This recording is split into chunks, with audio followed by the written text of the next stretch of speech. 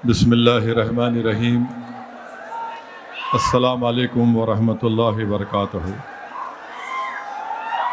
معزز حاضرین کرام، بزرگان قوم اور ملت، میری عزت دار ماں اور بہنوں، غیور نوجوان ساتھیوں، میں آپ تمام کا بے حد شکر گزار ہوں کہ آپ تمام نے مجلس اتحاد المسلمین کی جانب سے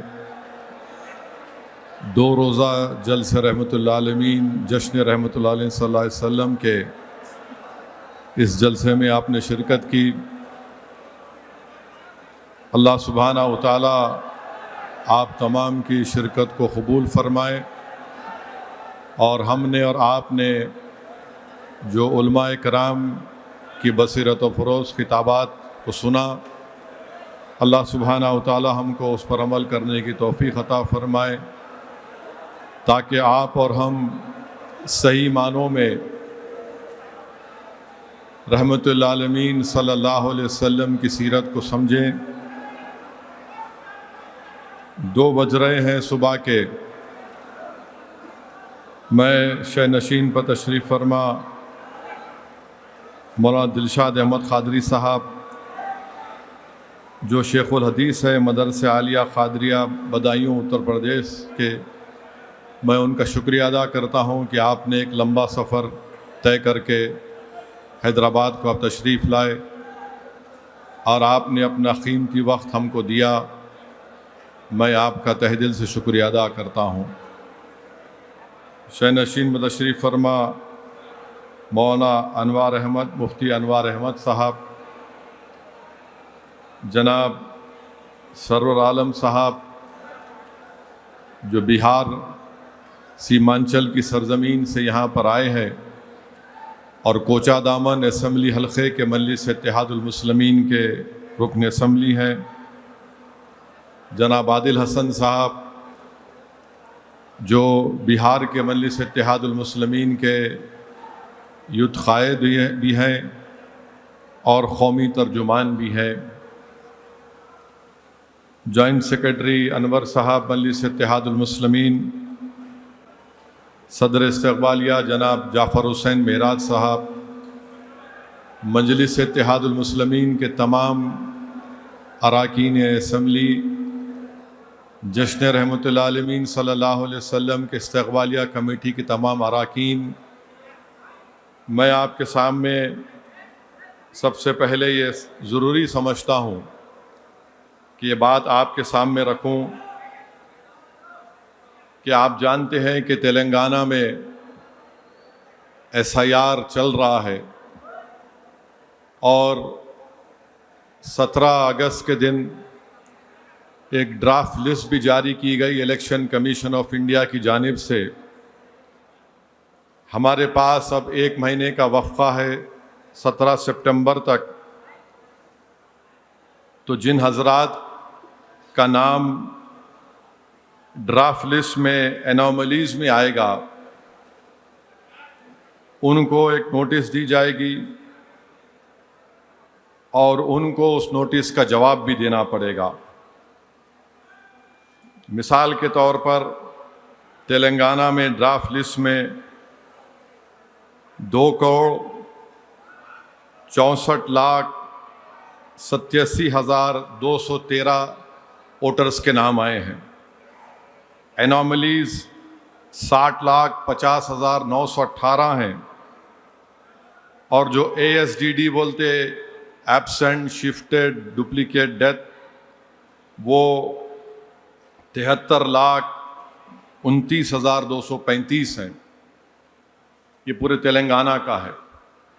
تو میری آپ تمام سے دبن گزارش ہے کہ جب آپ کو نوٹس آئے گی ERO کے پاس سے، اس میں آپ کی ہیئرنگ کی تاریخ اور وقت لکھا رہے گا، اور آپ کو اس دن جانا پڑے گا، اور اگر آپ کسی بنا پر نہیں جا سکتے تو آپ کسی کو اپنے طرف سے ڈپیوٹ کر سکتے ہیں، آپ آتھرائزیشن لیٹر آپ کو لکھنا پڑے گا کہ میں نہیں آ سکتا ہوں، میری مجبوری یہ ہے، یہ فلاں شخص میری طرف سے ہیئرنگ میں آئیں گے. اور ہر اسمبلی حلقے میں 10 سے 15 مقامات پر یہ ای آر او کی طرف سے ہیئرنگ ہوگی، اور آپ کو نوٹس ملنے کے بعد آپ اس جگہ پر جانا ضروری ہے. اگر نہیں جا سکتے تو کسی کو ڈپیوٹ کرنا. اور جو حضرات اپنا انیومریشن فارم نہیں دے سکے اور ان کا نام ڈرافٹ رول میں نہیں آیا، پریشان مت ہوئیے. فارم 6 لے کر آپ اپنا نام لکھ کر دوبارہ بی ایل او کو دے دیجئے. انشاءاللہ فائنل الیکٹرل رول میں آپ کا نام آئے گا. اور جس کے پاس انیومریشن فارم نہیں ملا ان کو بھی لیے ضروری ہے کہ فارم 6 داخل کریں. اور اس سلسلے میں مجلس کے دروازے ہمیشہ کھلے ہیں. دارالسلام کے یہ واحد سیاسی پارٹی ہے پورے ملک میں جو 2.5 مہینے سے ایس آئی آر کے سلسلے میں مجلس نے دارالسلام کے آفس میں ہزاروں لوگوں کی یہاں پر رہبری کی. دارالسلام کا آدھا حصہ ہم نے مختص کر دیا تھا عوام کے لیے ایس آئی آر کے ذریعے. آپ کو کسی بھی چیز کی فکر ہے آپ دارالسلام کو آئیے. نوٹس آپ کو ملے گی، یا کوئی بھی آپ کو ڈرافٹ لسٹ کے بارے میں معلومات حاصل کرنا ہے، یہ دفتر آپ کا ہے. یہ ہمارے اتحاد کی نشانی ہے، یہ ہمارا سیاسی مرکز ہے اور انشاءاللہ ہمیشہ رہے گا. اس دفتر کو ہمارے بزرگوں نے اپنے خون پسینے سے سینچا ہے، اور کوئی بھی آپ کو معلومات ہونا، بی ایل ایس بھی مجلس کے رہیں گے، وہ بھی آپ کی رہبری کریں گے. مجلس کے ابتدائی کے صدر معتمد بھی رہیں گے، آپ کی مدد کرنے کے لیے تیار ہیں. اب ایک ٹائپ یہ ہوگا انوملیز میں کہ والد کا نام 2025 میں ایک ہے، 2002 میں کچھ اور نام ہے، یا اس میں سپیلنگ مسٹیک ہے. تو ووٹر کی ذمہ داری یہ ہے کہ وہ آدھار کارڈ کے ساتھ وہ جو 13 ڈاکومنٹ سے ایک ڈاکومنٹ لے کر جائے ہیئرنگ کے دن. اور اگر مثال کے طور پر والد کا نام الگ ہے، یا پھر دادا دادی نانا نانی کے نام میں بھی کچھ غلطی ہے، تو اس کو آپ کو نوٹس آئے گی، تو آپ کو ڈاکومنٹ لے جا کر صحیح کرنا ہے. ویسے ہی اگر 2002 میں عمر ایج الگ ہے، 2025 کے ووٹر لسٹ میں الگ ہے، یا پھر دادا کی یا نانا نانی کی الگ ہے، یا پھر مثال کے طور پر ایک والد کو 2 اولاد ہے اور 2 اولاد میں 9 مہینے کا فرق اس سے کم ہے، وہ غلطی ہو سکتی ہے، ہم برتھ سرٹیفکیٹ دے کے صحیح کر سکتے. اور اگر والد اور ووٹر میں 15 سال کا فرق ہے، ہم برتھ سرٹیفکیٹ دے کے اس کو صحیح کر سکتے. اور اگر والد والدہ اور ووٹر میں 50 سال کا فرق ہے، برتھ سرٹیفکیٹ دے کے ہم اس کو صحیح کر سکتے. تو ایسے کئی چیزیں ہیں. اور اگر کسی کی پروجنی میپنگ ہوئی، مثال کے طور پر کسی کو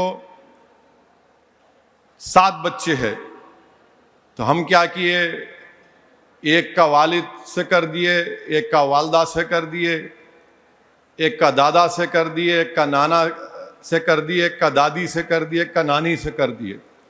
تو انہوں بولیں گے ارے بھائی یہ 6 کے زیادہ کیسا ہوئے، تو اس کو بھی آپ ڈاکومنٹ دے سکتے، اس کے لیے بھی مجلس کے پاس آپ آ سکتے ہیں. اور اگر 2002 میں کسی کا نام نہیں آیا، ووٹر لسٹ میں نام نہیں آیا، مگر آپ نے فارم دے دیا، تو آپ کو یہ کرنا ہے کہ اگر آپ کی پیدائش 30 جون 87 سے پہلے کی ہے تو آپ کو ایک ڈاکومنٹ دینا ہے وہ 13 میں سے. اگر آپ کی پیدائش 1 جولائی 87 اور 2 دسمبر 2004 کے درمیان میں ہے تو ووٹر کو اپنا ایک ڈاکومنٹ، والد یا والدہ میں سے کسی ایک ڈاکومنٹ. اگر کسی کی پیدائش 1 جولائی 2004 کے بعد ہوئی ہے تو 3 ڈاکومنٹ دینا، ایک اپنا، والد کا اور والدہ کا. تو یہ میں سمجھتا ہوں کہ بہت ضروری ہے آپ کو بتانے کے لیے. اور ظاہر ہے ہماری سوشل میڈیا کی ٹیم، میں جو کچھ یہاں پر کہا ہوں اس کو انشاءاللہ تعالی وہ اس کا ویڈیو کلپ بنا کر یوٹیوب پر، فیس بک پر، انسٹاگرام پر، ایکس پر ڈالیں گے.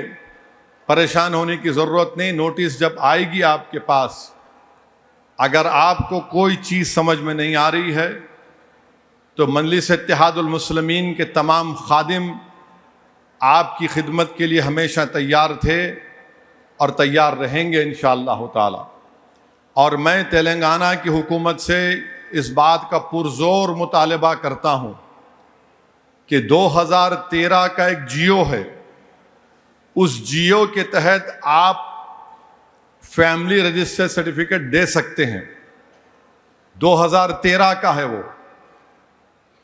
تو یہ ہم امید کرتے کہ تلنگانہ کی حکومت ہماری اس بات کا سیریسلی نوٹ لے گی.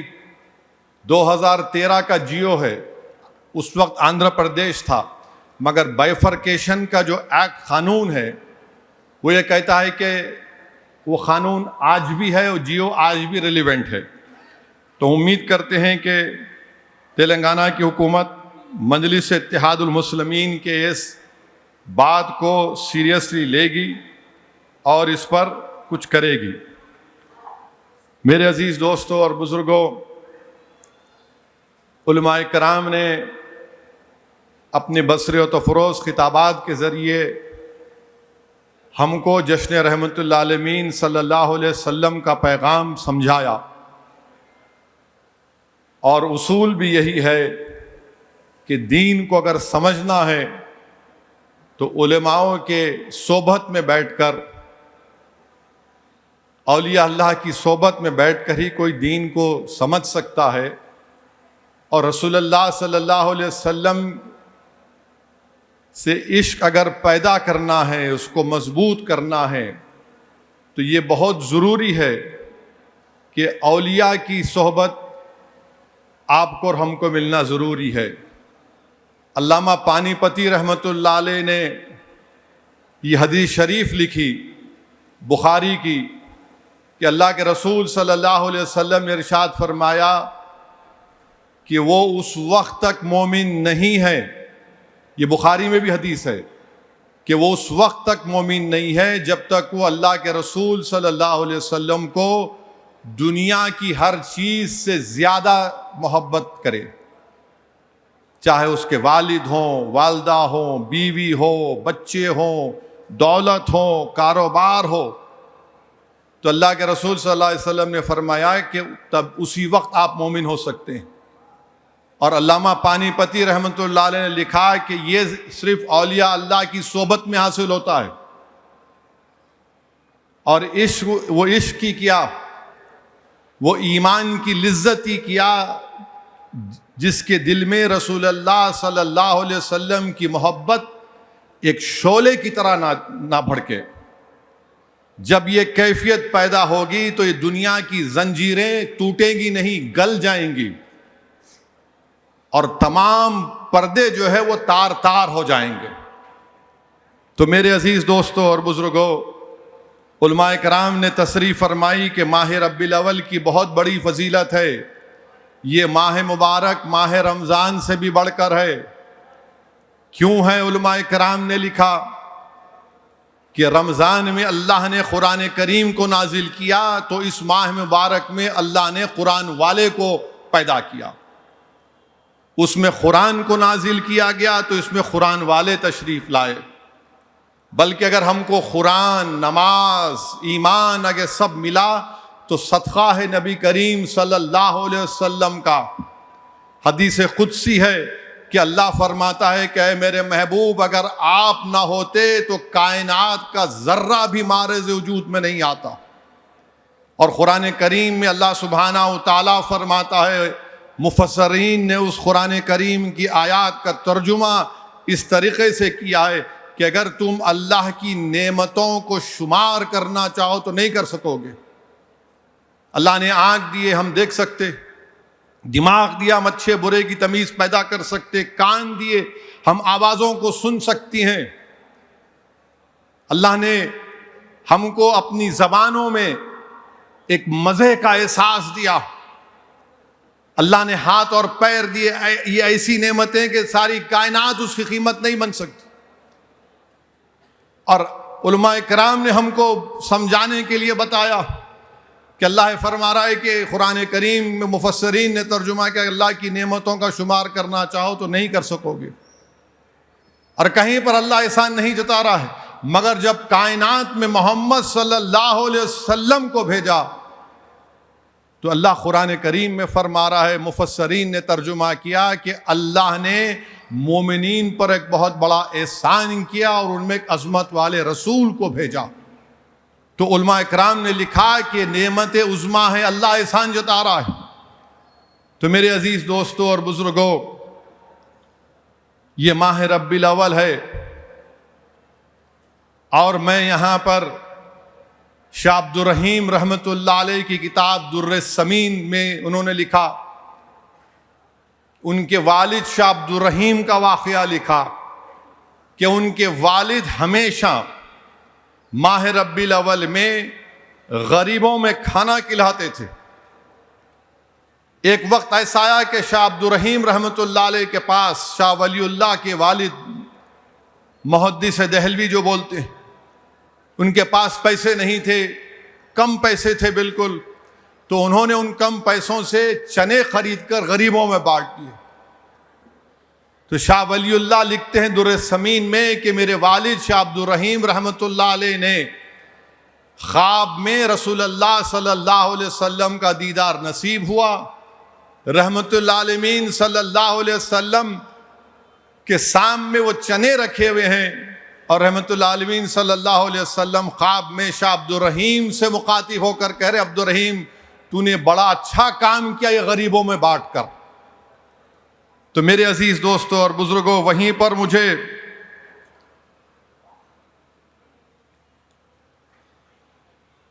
حاجی امداد اللہ مہاجر مکی رحمت اللہ علیہ اپنا رسالہ فیصلہ حفظ مسئلہ میں لکھتے ہیں کہ فقیر کا مشرب یہ ہے کہ محفل مولود میں شریک ہوتا ہوں، بلکہ برکت کا ذریعہ سمجھ کر ہر سال مولود کی محفل کو منعقد بھی کرتا ہوں۔ تو میرے عزیز دوستوں اور بزرگوں، یاد رکھیے اللہ کے رسول صلی اللہ علیہ وسلم کی حدیث ہے کہ رسول اللہ صلی اللہ علیہ وسلم نے ارشاد فرمایا کہ اپنی اولاد کو 3 چیزیں سکھاؤ، اپنے نبی سے محبت، نبی کی آل سے محبت، اور ان کو قرآن پڑھنا سکھاؤ، کیونکہ جو قرآن کے حاملین ہوں گے وہ اس دن اللہ کے سائے میں رہیں گے جس دن کسی کا سایہ نہیں ہوگا سوائے اللہ کے، یعنی حشر کا میدان۔ اور اللہ کے رسول صلی اللہ علیہ وسلم کی حدیث مبارک ہے کہ اللہ نے ہر نبی کو رسول کو ایک دعا دی، میں نے اپنی اس دعا کو اپنی امت کے لیے اٹھا کے رکھا ہوں۔ وہ دعا کیا ہے کہ حشر کے میدان میں رسول اللہ صلی اللہ علیہ وسلم ہم تمام کی شفاعت کی دعا کریں گے۔ اور میرا ماننا یہ ہے کہ اسد الدین اویسی کم سے کم اپنے اعمال کی وجہ سے نہیں جائے گا جنت میں جاؤں گا انشاءاللہ تو رسول اللہ صلی اللہ علیہ وسلم کی شفاعت کی وجہ سے جائیں گے۔ میرے عزیز دوستوں اور بزرگوں، رسول اللہ صلی اللہ علیہ وسلم حدیث شریف میں فرما رہے ہیں کہ جو ایک مرتبہ مجھ پہ درود و سلام پڑھتا ہے اللہ اس پر 10 رحمتیں نازل کرتا ہے، اس کے 10 درجات بلند کرتا ہے اور اس کے 10 گناہ کو معاف کرتا ہے۔ تو آئیے ایک مرتبہ رسول اللہ صلی اللہ علیہ وسلم پر درود و سلام کے نذرانے پیش کرتے ہیں کہ اللہم صلی علی سیدنا محمد عبدک رسولک نبی ام الآل صحابہ وسلم۔ میرے عزیز دوستوں اور بزرگوں، میں زیادہ وقت آپ سے لیے بغیر چند اہم باتیں بول کر آپ سے رخصت ہو جاؤں گا۔ یاد رکھیے، عشق رسول صلی اللہ علیہ وسلم اگر پوری طور پر دل میں جاگزیں ہو جائے تو اتباع رسول صلی اللہ علیہ وسلم کا ظہور ناگیز ہو جاتا ہے۔ احکام الہی کی تعمیل، سیرت نبوی کی پیروی، عاشق کے رگ اور ریشے میں سما جاتی ہے. دل و دماغ، جسم و روح، قرآن و کتاب، قرآن و سنت کی حکومت قائم ہو جاتی ہے. یاد رکھیے، مسلمانوں کے معاشرات سنور جاتے ہیں، آخرت نکھر جاتی ہے، تہذیب و سخاوت کے جلوے بکھرتے ہیں، اور بے مایا انسان میں وہ قوت اللہ پیدا کرتا ہے عشق رسول کی بنیاد پر، جس سے جہاں بینی اور جہاں بانی کے جوہر دکھاتا ہے. میرے عزیز دوستوں اور بزرگوں، یہی عشق تھا صحابہ کرام کا، جس کی بنیاد پر اللہ نے ان کو دنیا میں اختیار اور اقتدار دیا اور آخرت میں عزت اور وقار دیا. میرے عزیز دوستوں اور بزرگوں، صحابہ کرام کی زندگیاں ہم تمام سے پکار پکار کر کہہ رہی ہیں کہ صحابہ کرام نے زندگی کے کٹھن موڑ پر، مشکل وقت میں بھی اتباع رسول اور رسول اللہ کی سنت سے کبھی انحراف نہیں کیا. نوجوانوں، نئی نسل کے بچے اور بچیوں، ہمارا عشق، ہمارا دل، ہماری سوچ اور فکر کا مرکز محمد صلی اللہ علیہ وسلم ہے. اور اسی لیے اللہ سبحانہ و تعالیٰ نے سورہ نساء میں، سورہ توبہ میں فرمایا کہ اے حبیب آپ فرمائیے، اگر ہے تمہارے باپ اور تمہاری بیویاں، تمہاری اولاد، تمہارے بھائی، تمہارے ماں، تمہاری دولت، تمہارے کاروبار، تمہاری دولت جو تم نے، کاروبار جو تم اس کھونے کا ڈر ہے، اگر اللہ اور اس کے رسول اور اللہ کی راہ میں لڑنے سے تم کو روکتی ہیں، تو اللہ فرما رہا ہے تیار ہو جاؤ، وقت آئے گا کہ اللہ تمہارا حساب کرے گا، اور اللہ گمراہ قوموں کو ہدایت نہیں دیتا. علماء کرام نے یہ بتایا کہ دنیا میں ماں باپ، بیوی، بچے، کاروبار، دولت، یہ محبت فطری ہے، مگر اگر یہ رسول اللہ صلی اللہ علیہ وسلم اور اللہ کی محبت سے زیادہ ہو جائے تو خطرے کی گھنٹی ہے، یہ اللہ کا عذاب کہ ہم کو نہ لپیٹ لے. تو میرے عزیز دوستوں اور بزرگوں، جنگ احد میں ایک صحابیہ تھی، ان کے شوہر شہید ہو گئے، بیٹا شہید ہو گیا، باپ شہید ہو گیا. غم نہیں ہے. کیا اس صحابیہ کی زبان پر ہے؟ رسول اللہ صلی اللہ علیہ وسلم کیسے ہیں؟ بیٹا شہید ہو گیا، باپ شہید ہو گیا، بھائی شہید ہو گیا، شوہر شہید ہو گیا، مگر غم نہیں ہے. زبان پر کیا ہے؟ رسول اللہ کیسے ہیں صلی اللہ علیہ وسلم. لوگوں نے کہا سلامت ہے، بخیر ہیں، تو اس نے کہا مجھے دکھا دو. جب دیکھا تو رسول اللہ صلی اللہ علیہ وسلم کے کپڑے مبارک کو پکڑ کر کہا یا محمد صلی اللہ علیہ وسلم، آپ ہیں، دنیا کا سارا غم میرے لیے ہیچ ہے. میرے عزیز دوستوں اور بزرگوں، یاد رکھیے، وہیں پر حدیث شریف میں آیا، حضرت عائشہ صدیقہ رضی اللہ تعالی عنہا نے، علماء کرام نے لکھا کہ حضرت صوبان تھے، صحابی رسول رضی اللہ تعالیٰ عنہ. انہوں نے رسول اللہ صلی اللہ علیہ وسلم کو جا کر کہ رسول اللہ صلی اللہ علیہ وسلم، میں آپ کو اپنی جان سے زیادہ، اپنی اولاد سے زیادہ چاہتا ہوں، مگر جب میں آپ کو نہیں دیکھتا ہوں تو بے چین ہو جاتا ہوں، بے قرار ہو جاتا ہوں، پھر دوڑ کر آ کر آپ کو دیکھتا ہوں، خوش ہو جاتا ہوں، راحت ملتی ہے. اور پھر کیا کہا انہوں نے؟ یا رسول اللہ، جب میں جنت میں جاؤں گا، آپ تو اونچی جنت میں رہیں گے، انبیاؤں کے ساتھ رہیں گے، مجھے تشویش ہے رسول اللہ صلی اللہ علیہ وسلم، میں جنت میں آپ کو نہیں دیکھ سکوں گا. اللہ کے رسول صلی اللہ علیہ وسلم خاموش ہو گئے. حضرت جبریل امی آتے ہیں اور اللہ کی طرف سے قرآن کی آیات لے کر آتے ہیں. سورۃ نساء کی آیت نمبر 19 ہے کہ جو اطاعت کرتے ہیں اللہ کی اور اس کی رسول کی، تو وہ لوگ ان کے ساتھ ہوں گے جس پر اللہ تعالیٰ نے انعام فرمایا، یعنی انبیاء، صدیقین، شہداء، صالحین. میرے عزیز دوستوں اور بزرگوں، اسی لیے یہ ہم کو اپنے عشق کو مضبوط کرنا ہے. علامہ قرطبی نے لکھا کہ یہ صرف حضرت صوبان کی وجہ سے نہیں، بلکہ یہ تمام صحابہ کا جو شکوہ تھا فراق کا، اللہ نے اس قرآن کی آیت کریمہ کو نازل کیا. ایک صحابی رسول تھے، زید بن دسینہ رضی اللہ تعالیٰ عنہ. لمبا قصہ ہے. ان کو مشرکین مکہ نے گرفتار کر لیا اور خبیب بن عدی کے ساتھ 10 صحابی نکلے تھے رحمت اللہ علیہ کے حکم پر اسلام کی دعوت دینے. دھوکے سے ان کو 8 کو شہید کر دیے, 2 کو گرفتار کر کے مکے کو لائے, جس میں زید بن دسینہ رضی اللہ تعالیٰ عنہ ہے. ان کو کہا کہ اب آپ کو مار دیا جائے گا, آپ جا رہے ہیں, آپ کی زندگی کے چند لمحے ہیں. ابو سفیان جو اس وقت تک اسلام قبول نہیں کیے تھے, ان سے جا کر سوال کرتے ہیں کہ تم کو اللہ کا واسطہ کیا یہ بات خوب نہیں ہوتا کہ تمہاری جگہ پر محمد صلی اللہ علیہ وسلم ہوتے اور تم اپنے رشتہ داروں کے ساتھ آرام سے بیٹھتے. زید بن دسینہ رضی اللہ تعالیٰ عنہ نے, موت سامنے ہے, انہوں نے کیا جواب دیا؟ انہوں نے عشق میں ڈوب کر کہا کہ رسول اللہ صلی اللہ علیہ وسلم جہاں کہیں پر بھی ہوں گے, میں اس بات کو قبول کرنے کو تیار نہیں ہوں کہ ان کے جسم میں ایک کانٹا لگے اور میں جہاں کہیں بھی ہوں اپنے آل کے ساتھ بیٹھ کر آرام سے بیٹھ جاؤں. میں اس بات کو سننے کے لیے تیار نہیں ہوں. ابو سفیان چیخ مار کر کہتے ہیں کہ میں نے ایسی محبت کسی سے نہیں دیکھی. اس کے بعد زید بن دسینہ رضی اللہ تعالیٰ عنہ کو شہید کر دیا جاتا ہے.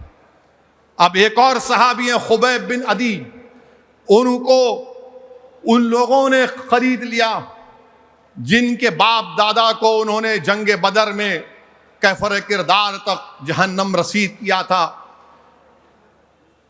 خبیب بن عدی لکھا گیا کہ جیل میں ہیں, اور ایک حارث کی بیٹی ہے, وہ دیکھ کے تعجب کرتی کہ جیل میں ہیں اور ان کے ہاتھ میں انگور ہیں, کھا رہے ہیں, اور ایسا موٹا موٹا انگور. مکے میں انگور ہی نہیں ہے, ان کے ہاتھ میں انگور ہے. ایک دن وہ حارث کی بیٹی سے بولتے وسترا دو, مجھے صفائی پاکی کی وجہ سے وسترا لیتی ہیں. وہ حارث کی بیٹی کا ایک چھوٹا بچہ جو ہے نکل کر حضرت خبیب بن عدی رضی اللہ تعالی عنہ کے گود میں بیٹھا ہوا ہے, ان کے ہاتھ میں وسترا ہے. یہ چیخ مارتی ہے حارث کی بیٹی. وہ کہتے ہیں تو فکر مت کر, میں تیرے بچے کو نہیں ماروں گا, میں اپنی دل کی بڑاس اس بچے پر نہیں نکالوں گا, لے لے اس کو. خیر خبیب بن عدی کو لے جا کر سولی پہ لٹکایا جاتا. اسلام میں اگر جس کسی کو سولی پہ پہلی مرتبہ لٹکایا گیا, اس صحابی کا نام خبیب بن عدی ہے. جب لے کے جا رہے تو میلہ ہے مکے میں, کیونکہ مکے سے باہر ایک تنیم جہاں پر آج بھی ہم جا کر اپنا احرام پہنتے ہیں یا احرام بدلتے ہیں عمرہ کرنے کے لیے, اس جگہ پر خبیب بن عدی کو لے کر گئے. بچے ہیں, عورتیں ہیں, ایک میلہ جا رہا ہے, اور خبیب بن عدی کو تخت دار پر کھڑا کیا گیا. تو خبیب بن عدی زبان سے کیا کہتے ہیں, سن لو مشرکو, میں اللہ کے پاس جانے والا ہوں, مجھے تھوڑا مہلت دے دو, میں 2 رکعت نماز پڑھنا چاہوں گا. خبیب بن عدی نماز پڑھتے ہیں, جلدی نماز کو مکمل کر لیتے ہیں, کیونکہ ان کو یہ دل میں خیال پیدا ہوتا ہے کہ کہیں یہ مشرکین یہ نہ سمجھے کہ میں موت کے ڈر سے نماز کو لمبی کر رہا ہوں. خبیب بن عدی کھڑے ہو جاتے ہیں. یہ مشرکین جن کے باپ دادا بدر میں مارے گئے تھے, بچوں کے ہاتھ میں نیزے دیتے ہیں. خبیب بن عدی کے گلے میں پھانسی کا پھندا ڈالا جاتا ہے, اور خبیب بن عدی اللہ کا شکر ادا کرتے ہیں کہ اللہ الحمدللہ.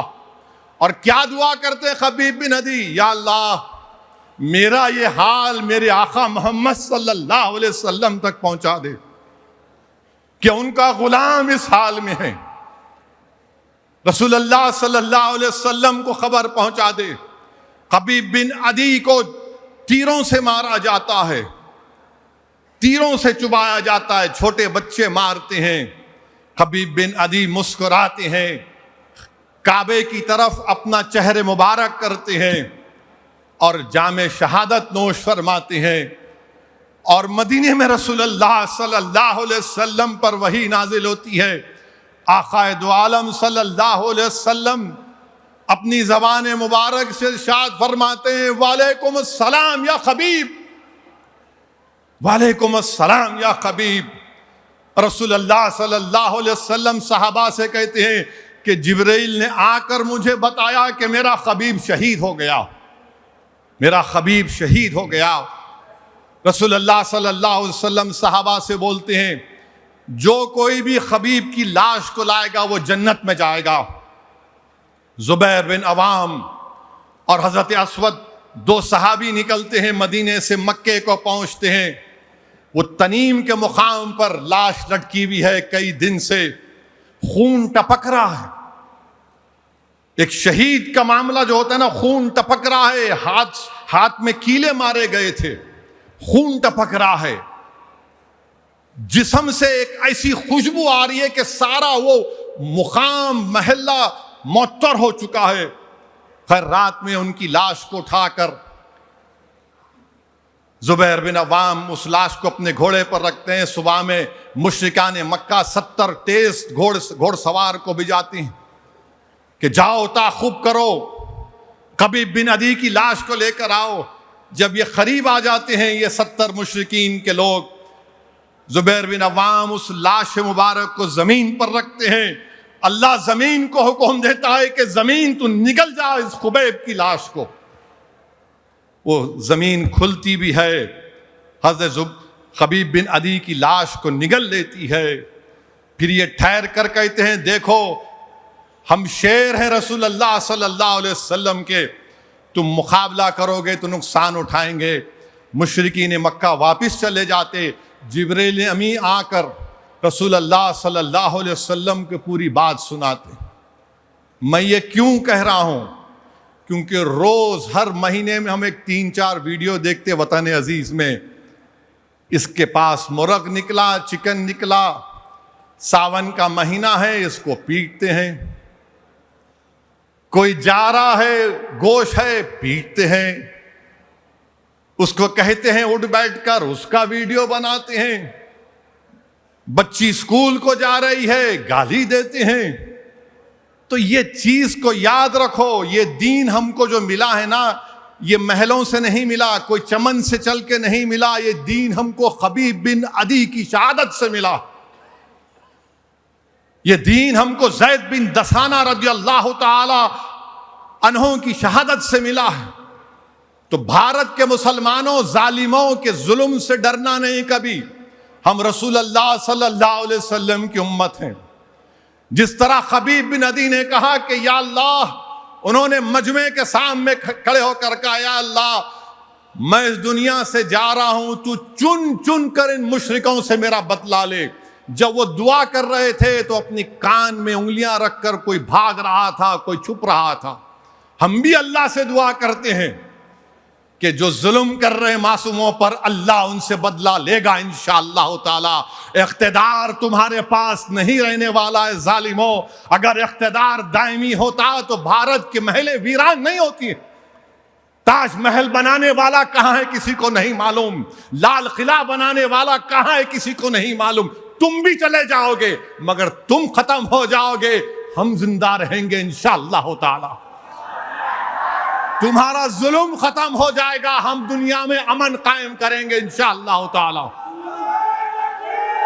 میرے عزیز دوستوں اور بزرگوں، نوجوانوں، میری عزت دار ماں اور بہنوں، ڈرنے اور گھبرانے کی ضرورت نہیں ہے۔ رسول اللہ صلی اللہ علیہ وسلم نے حدیث شریف میں فرمایا، بخاری شریف کی حدیث ہے کہ جس میں 3 علامتیں ہوں گی وہ ایمان کی حلاوت کو پائے گا۔ ایک کیا؟ کہ وہ اللہ اور اس کے رسول سے بے انتہا محبت کرتا ہے۔ دوسرے، وہ کسی سے محبت کرتا ہے تو اللہ کے لیے کرتا ہے۔ تیسرے کیا؟ جب اسلام قبول کر لیے، اسلام پہ چل رہے، تو دوبارہ کفر کی طرف لوٹنا اس طرح سے ناپسند کرتے ہیں کہ کوئی آگ میں جانا پسند کرے۔ تو اس لیے میرے عزیز دوستوں اور بزرگوں، میری آپ سے ادباً گزارش ہے کہ ہم کو نہ ڈرنے کی ضرورت ہے، نہ پریشان ہونے کی ضرورت ہے۔ حضرت ظاہر ایک صحابی تھے، بدو تھے، گاؤں سے آتے تھے، گاؤں سے میوہ جو بھی ترکاری تھی، شہر آ کر بیچتے تھے، رسول اللہ صلی اللہ علیہ وسلم کو ہدیہ دیتے تھے اور رسول اللہ صلی اللہ علیہ وسلم ان کو دنیا کی چیزیں دیتے تھے۔ ایک مرتبہ وہ مارکیٹ میں مدینے میں اپنا سامان بیچ رہے ہیں، رحمت اللہ عالمین صلی اللہ علیہ وسلم اس بدو کے پیچھے سے جا کر اپنے ہاتھ مبارک سے اس کی آنکھ پر ہاتھ رکھ دیتے ہیں، وہ چمک جاتے ہیں۔ حضرت ظاہر وہ بولتے کون؟ اور جب دیکھتے ہیں کہ رحمت اللہ عالمین صلی اللہ علیہ وسلم ہے تو اپنی پیٹھ کو رسول اللہ صلی اللہ علیہ وسلم کے جسم مبارک سے لگا لیتے ہیں۔ رسول اللہ صلی اللہ علیہ وسلم فرماتے ہیں یہ ظاہر ہمارا ہے، یہ بدو ہے، یہ ہمارے شہر میں آیا ہے۔ اور رسول اللہ صلی اللہ علیہ وسلم محبت میں عرض کرتے ہیں محبت سے کہ کون ہے اس کو خریدنے والا؟ وہ حضرت ظاہر کہتے ہیں یا رسول اللہ اگر آپ بیچیں گے تو کم پیسے ملیں گے۔ رسول اللہ صلی اللہ علیہ وسلم فرماتے نہیں، تیری قدر اللہ کی نگاہوں میں بہت زیادہ ہے، تیری قدر اللہ کی نگاہوں میں بہت زیادہ ہے۔ میرے عزیز دوستوں اور بزرگوں، میری آپ تمام سے گزارش ہے کہ ہمت اور حوصلے کو بلند رکھیے۔ اور پھر ایک حدیث شریف میں آیا، بلکہ ایک واقعہ ہے، ابن مسلمہ نے مصعب بن عمیر سے کہا کہ آپ رسول اللہ صلی اللہ علیہ وسلم کے ساتھ تھے، آپ نے چہرے مبارک کو دیکھا، آپ نے ان کی صحبت میں وقت گزارا، آپ ذرا رسول اللہ صلی اللہ علیہ وسلم کا سراپا اقدس بیان کر دیجیے۔ حضرت مصعب بن عمیر بیٹھ گئے، سر کو نیچے کیا اور پھر اپنے سر کو اٹھا کر کہا کہ اللہ کے رسول صلی اللہ علیہ وسلم رنگ میں سفیدی اور سرخی کا حسین امتزاج تھے۔ رسول اللہ صلی اللہ علیہ وسلم کے بال سیدھے تھے، داڑھی مبارک گھنی تھی، چشمان مبارک بڑی ہی خوبصورت تھے، آنکھ کی بھویں ملی ہوئی تھیں، دونوں مونڈوں کے درمیان میں بڑا فاصلہ تھا۔ آپ صلی اللہ علیہ وسلم کی گردن جیسے چاندی کی چھاگل، جب رسول اللہ صلی اللہ علیہ وسلم چلتے تھے تو ایسا نظر آتا تھا کہ اونچائی سے نیچے کی طرف آ رہے ہیں، اور جب رسول اللہ صلی اللہ علیہ وسلم کھڑے ہوتے تو ایسا لگتا تھا کہ کوئی چٹان سے نکل کر آ رہا ہے۔ یہ مصعب بن عمیر فرما رہے ہیں جب آپ کسی کی طرف رخ فرماتے تو مکمل اس پر توجہ کرتے، آپ کے چہرے مبارک پر پسینہ موتی کے مانند تھا۔ آپ صلی اللہ علیہ وسلم نہ پس خد ہیں نہ دراز قامت، آپ صلی اللہ علیہ وسلم کے دونوں کھندوں کے درمیان میں مہر نبوت ہے۔ آپ صلی اللہ علیہ وسلم کا اگر کوئی دیکھتا ہے تو مروب ہو جاتا ہے، اگر جو آشنا ہو کر رسول اللہ صلی اللہ علیہ وسلم کی صحبت میں رہتا ہے تو ان سے پیار کرنا شروع کر دیتا ہے۔ آپ صلی اللہ علیہ وسلم سب سے زیادہ سخی اور سب سے زیادہ جرت مند، آپ صلی اللہ علیہ وسلم کا طرز تکلم سب سے سچا اور ایفا عہد میں سب سے پکے، سب سے نرم مزاج اور رہن سہن میں سب سے اچھے۔ اور مصعب بن عمیر نے کہا کہ میں نے رسول اللہ صلی اللہ علیہ وسلم کی طرح پہلے نہ کسی کو دیکھا نہ آپ کسی کو دیکھوں گا۔ تو پورے صحابہ کے مجمع میں ایک سکوت طاری ہو گیا، ابھی وہ مکمل بھی نہیں کرے تو سب نے پکار کر کہا صلی اللہ علیہ یا رسول اللہ۔ میرے عزیز دوستوں اور بزرگوں، ہم اس رسول صلی اللہ علیہ وسلم کی امت ہیں، اور رسول اللہ صلی اللہ علیہ وسلم حضرت علی کا واقعہ، حضرت عثمان ذو النورین کا واقعہ، حضرت صدیق اکبر کا واقعہ، حضرت صدیق اکبر حدیث شریف میں آیا کہ رسول اللہ ابن عمر روایت کر رہے ہیں کہ میں رسول اللہ صلی اللہ علیہ وسلم کے ساتھ بارگاہ نبوت میں کھڑا ہوں، صدیق اکبر بھی آ گئے اور ایسا کپڑا پہنے ہوئے کہ سام میں سے جو درخت کے کانٹے رہتے اس سے اس لباس کو باندھ رہے ہیں۔ جبریل امی آتے ہیں اور آ کر رسول اللہ صلی اللہ علیہ وسلم کو کہتے ہیں کہ اللہ آپ سے کہتا ہے کہ صدیق اکبر سے پوچھئے کہ یہ حال کیوں بنا کے رکھا ہے کہ کپڑا بھی پہن رہے ہیں تو کسی جھاڑ کے کانٹوں سے اس کپڑے کو باندھ رہے ہیں.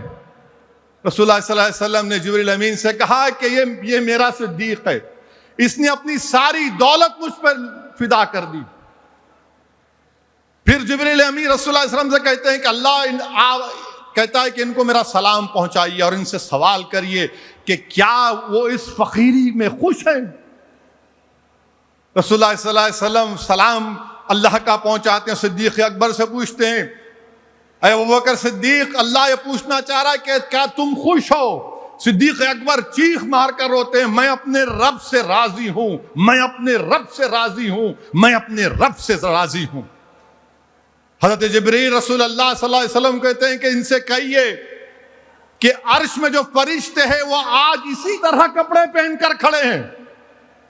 میرے عزیز دوستوں اور بزرگوں, یہ دین ہم کو ایسے ملا. صدیق اکبر نے اپنا سب کچھ دے دیا اس دین کے لیے, رسول اللہ صلی اللہ علیہ وسلم کی عشق میں, محبت میں, غلامی میں. اسی لیے وہ قرآن کی آیات کہ جو لوگ جن کے پاس دولت ہے, اگر وہ دولت ان کو اللہ اس کے رسول کے محبت میں حائل ہو رہی ہے, صدیق اکبر نے سب دے دیا.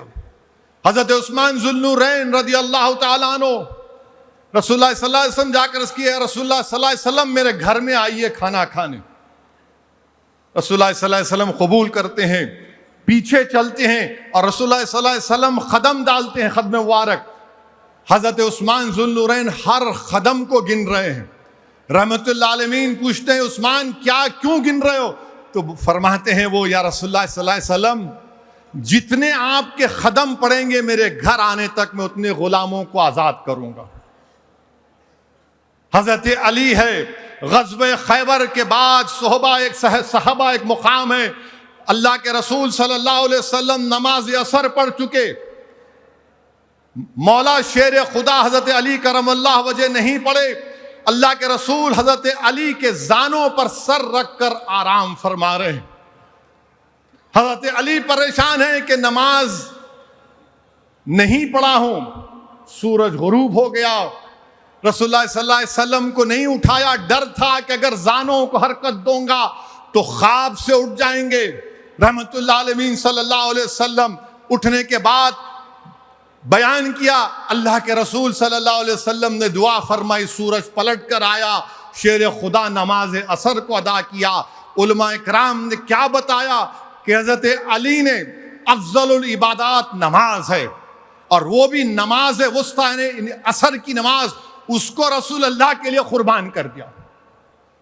تو میرے عزیز دوستوں اور بزرگوں, یہ دین ہم کو ایسا نہیں ملا. یہ ہمارے وطن عزیز میں یہ بزدل لوگ اس طرح کے ویڈیوز بنا کر کبھی گوشت کے نام پر, کبھی مرغ کے نام پر, کبھی حجاب کے نام پر, کبھی داڑھی کے نام پر, تو کبھی مسجد کے نام پر, تو کبھی کپڑے کے نام پر مسلمانوں پر ظلم کر رہے ہیں. میں اس لیے بیان کر رہا ہوں تاکہ یہاں پر آ کر جب آپ جائیں گے تو انشاءاللہ تعالی اللہ ہم تمام کو ایک نیا حوصلہ, جذبہ اور رسول اللہ صلی اللہ علیہ وسلم میں عشق میں ڈوب کر ان ظالموں سے مقابلہ کرنے کا اللہ ہم کو جذبہ عطا کرے. میرے عزیز دوستوں اور بزرگوں, وہیں پر معجزات رسول اللہ صلی اللہ علیہ وسلم بھی میں سن رہا تھا. ایک صحابی رسول ہیں, عتبہ بن فرخد ان کا نام ہے. فاروق اعظم کے دور میں موجودہ عراق میں موصل ایک علاقہ ہے, اس کو فتح کیا. ان کی بیوی ام عاصم رضی اللہ تعالیٰ عنہ کہتی ہیں گھر میں 3 عورتیں ہیں, ہم لوگ بہترین سے بہترین عطر لگاتے ہیں, مگر یہ کیا بات ہے فرخد, عتبہ بن فرخد ان کا نام تھا, کہ کیا بات ہے عتبہ کہ تم گھر سے نکلتے وقت صرف تیل لگاتے ہو اور تیل لگا کر نکل جاتے, اور ہمارے عطر کی خوشبو تمہارے جسم سے جو خوشبو آتی اس کے سامنے ہیٹ ہو جاتی. تو انہوں نے کہا کہ اس کا ایک جینیون ریزن ہے. کیا ہے وہ؟ تو انہوں نے کہا کہ مجھے ایک بیماری ہو گئی تھی میرے جسم پر آبلے نمودار ہوئے، میں رحمت للعالمین شافع روز جزا کے پاس گیا اور کہا کہ رسول اللہ یہ بیماری ہے. تو رسول اللہ صلی اللہ علیہ وسلم نے کہا کپڑے اتار دو. میں نے کپڑے اتارے مگر ستر کے کپڑے جو ہے وہ اس کو پہنے رکھا. پھر رسول اللہ صلی اللہ علیہ وسلم نے اپنا لعاب دہن اپنے ہتھیلی مبارک میں رکھ کر حضرت عتبہ بن فرقد کے جسم پر مل دیا. شفا بھی ہو گئی اور جہاں کہیں بھی جاتے وہ لوگ سمجھتے کہ دنیا کا بہترین عطر لگا کر ایک شخص نکلا. تو میرے عزیز دوستوں اور بزرگوں، شواہد النبوہ میں ہیں. شیخ عبدالحق محدث دہلوی لکھ رہے حدیث شریف کو کہ ایک شخص رسول اللہ صلی اللہ علیہ وسلم صحابی آ کر بولے رسول اللہ علیہ وسلم میری بیٹی کا نکاح کر دیا، اب وہ اپنے شوہر کے گھر رخصتی ہو رہی ہے، مجھے عطر دیجیے. رسول اللہ صلی اللہ علیہ وسلم نے کہا کہ میرے پاس نہیں ہے، کل آنا، ایک موٹی شیشی لے کے آنا، ایک جھاڑ کی لکڑی لے کے آنا. وہ لے کر آئے.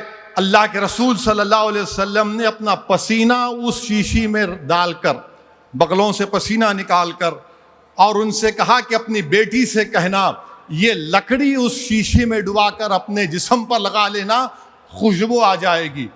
اور کیا ہوا کہ پورے مدینے میں اس گھر کا نام بیت المطیبین ہو گیا، یعنی خوشبودار گھر ہو گیا. تو میرے عزیز دوستوں اور بزرگوں، ڈرنے اور گھبرانے کی ضرورت نہیں ہے. انشاءاللہ تعالی آج جو ظلم کر رہے ہیں وہ کل نہیں رہیں گے، یاد رکھو. آپ کو لگ رہا ہے یہ کیا تقریر میں وہ ایسی بات کر دیتا ہے. میرے عزیز دوستوں اور بزرگوں، جب چنگیز کی اولاد کا ظلم بغداد پر ہوا، بغداد کو برباد کر دیا گیا تھا، مگر وہ لوگ دین اسلام کو قبول کر لیے، اسلام کو کچھ نہیں کر سکے. سوویت یونین تھا، مسجدوں پر پابندی تھی، مدرسے بند تھے. سوویت یونین ٹوٹ گیا، مدرسے آج آباد ہیں. تو آج جو لوگ بھارت میں اقتدار کے نشے میں چور ہو کر غرور اور تکبر کے مظاہرے کر رہے ہیں، انشاءاللہ تعالی تمہارا ظلم ختم ہوگا. ہم نہیں ڈرنے والے تم سے، ہم صرف اللہ سے ڈرنے والے ہیں. یقیناً ہم میں کمزوریاں ہیں، ہم گناہگار ہیں، خطا کار ہیں، مگر ہم تم سے ڈرنے والے نہیں ہیں. میرے عزیز دوستوں اور بزرگوں، اتر پردیش کے چیف منسٹر، نہیں معلوم بعض وقت ان کو کیا کیا ہو جاتا ہے، محمد علی جوہر کے بارے میں بول رہے ہیں. محمد علی جوہر کے بارے میں بول رہے ہیں کہ انہوں پاکستان کی مدد کیے. ہمارے مکھیہ منتری صاحب، پہلے تو آپ کتنا پڑھے ہوئے میرے کو نہیں معلوم، محمد علی جوہر بہت پڑھا لکھا آدمی تھا، اور محمد علی جوہر یقیناً مسلم لیگ کے صدر تھے، مگر بعد میں یہ اس وقت کی کانگریس کے صدر بھی تھے. یقیناً خلافت موومنٹ کی تحریک کا ایک بڑا حصہ تھے. اگر آپ کو محمد علی جوہر اتر پردیش کے چیف منسٹر تکلیف ہے کہ محمد علی جوہر نے خلافت موومنٹ میں حصہ لیا، اس لیے میرے پیٹ میں سر میں درد ہو رہا، تو اور درد پیدا کروں گا تمہارے دل میں. اب سنو، آر ایس ایس کے جو بانی تھے ان کا نام کیا تھا؟ ہیگڈیور. ہیگڈیور زندگی میں ایک ہی مرتبہ جیل کو گئے، ایک ہی مرتبہ جیل کو گئے. کب گئے؟ خلافت موومنٹ میں تقریر کی ہیگڈیور نے، خلافت موومنٹ کی تائید میں. اب ہمارے بابا کو معلوم ہی نہیں معلوم تو پوچھ لینا، ورنہ یہ حیدرآباد کی شیروانی پریشان کر دیں گی تم کو. ہیگڈیور جیل کو ایک ہی مرتبہ گئے. کب گئے؟ جب خلافت موومنٹ چل رہا تھا تو ہیگڈیور تقریر کرے خلافت موومنٹ کی تائید میں. اچھا، ہیگڈیور جیل کو جا کے موٹے ہو کے نکلے، اور وہ محمد علی جوہر جو راؤنڈ ٹیبل کانفرنس کو لندن گئے تھے، انہوں نے کہا کہ میں لندن سے واپس یا تو ملک کو آزاد کرا کے آؤں گا یا پھر میری موت ہوگی. محمد علی جوہر راؤنڈ ٹیبل میں شرکت کیے. ان کا انتقال ہو گیا، بیت المقدس میں مسجد اقصی کے اس دامن میں ان کی آج خبر ہے۔ لاکھوں لوگوں نے ان کے جنازے میں شرکت کی۔ محمد علی جوہر اور شوکت علی کی اماں کا نام بی اماں تھا، بی اماں۔ اس بی اماں کی قربانیاں بھی بڑی تھیں، مگر یہ کب تک آپ ظلم اور جھوٹ پھیلاتے رہیں گے؟ سنو، اتر پردیش کے مکھیہ منتری محمد علی جوہر کا ایک مشہور شعر ہے، اگر آپ کو تو سمجھ میں نہیں آئیں گا، مگر جس کو سمجھ میں آئیں گا وہ ترجمہ کر کے بھی تم کو سمجھانے ڈریں گا۔ محمد علی جوہر نے کیا شعر کہا تھا؟ قتل حسین اصل میں مرگ یزید ہے، قتل حسین اصل میں مرگ یزید ہے، اسلام زندہ ہوتا ہے ہر کربلا کے بعد۔ تو سن لو اتر پردیش کو حکمرانوں، اسلام زندہ ہوگا انشاءاللہ تعالی۔ تمہارے انکاؤنٹر سے، تمہارے بلڈوزر سے، تمہارے ظلم سے ختم نہیں ہوگا۔ تم جو مدرسے اور مسجدوں کو آج توڑ رہے ہو، انشاءاللہ تعالی وہ ایک ایک اینٹ اللہ سے کہہ رہی ہے کہ ظالم نے ظلم کیا، پروردگار تو دیکھ لے۔ جمہوریت ہے، آپ قانون کے بجائے ظلم کر رہے ہیں۔ اور پھر دوسری بات یہ کہ آج کل وہ منوسمرتی کی بڑی بات ہو رہی ہے میڈیا میں۔ میرے بھی پیٹ میں درد ہوتا میں نہیں بولا تو۔ منوسمرتی کے بارے میں ہم RSS والوں سے پوچھ رہا ہوں میں، کیا یہ بات سچ نہیں ہے کہ 26 نومبر 1949 کو ہم نے آئین بنا لیا، سمویدھان، 26 نومبر 1949 کو، اور اس کے 4 دن کے بعد RSS کا ایک ماؤتھ پیس ہے 30 نومبر 1949 کو، 30 نومبر 1949 کو انہوں نے بھارت کے آئین کے بارے میں شکایت لکھی۔ یہ آئین کیا ہے؟ یہ تو آئین ہی نہیں ہے، منوسمرتی ہونا چاہیے جو بابا صاحب امبیڈکر نے بنایا تھا۔ آپ کو اس سے تکلیف؟ اچھا، پھر منوسمرتی کی تائید میں ساورکر بھی تھے، ساورکر بھی تھے۔ وہ ساورکر جو انڈمان کی جیل میں تھے، مگر انگریزوں کو خط لکھ رہے تھے کہ میں تمہارا ساتھ دیتا ہوں، مجھے چھوڑ دو۔ اور ہم کیا کر رہے تھے؟ علامہ فضل حق خیر آبادی رحمت اللہ علیہ جیل میں تھے، مگر جیل کی صحبتوں کو برداشت کیا، انگریزوں کو خط نہیں لکھا، لو لیٹر نہیں لکھا۔ یہ کون تھے علامہ فضل حق خیر آبادی؟ جنہوں نے انگریزوں کے خلاف جہاد کا فتویٰ دیا تھا۔ آج بھی آپ انڈمان چلے جائیے، علامہ فضل حق خیر آبادی رحمت اللہ علیہ کی قبر وہاں پر ملے گی۔ یہ کون تھے انڈمان میں پہلا قیدی؟ کون تھا؟ سنو بی جے پی RSS والو، تمہارے ابا دادا بزرگ نہیں تھے۔ حیدرآباد کے مولوی علاؤالدین مکہ مسجد کا امام تھا جو پہلا قیدی تھا۔ میں دارالسلام سے بول رہا ہوں، مولوی علاؤالدین پہلا قیدی تھا انڈمان کا۔ اچھا، پھر یہ منوسمرتی کے بارے میں اگر بولوں گا تو بہت دن لوگوں کو پینچیش ہو جائیں گا، خالی بول کے چھوڑ دیتا ہوں۔ اپن کیا کرتے اس کو لے کے سر چھوڑتے نا، چمٹی لے کے۔ اس کا چیپٹر 7 کوڈ 270 سودرا کے بارے میں کیا بول رہا، دلتوں کے بارے میں پڑھ لو۔ چیپٹر 7 کوڈ 279، چیپٹر 1 کوڈ 91 سودراس کے بارے میں کیا کرا، پڑھ کے سنا دو ہمارے کو۔ آپ نہیں بول سکیں گے۔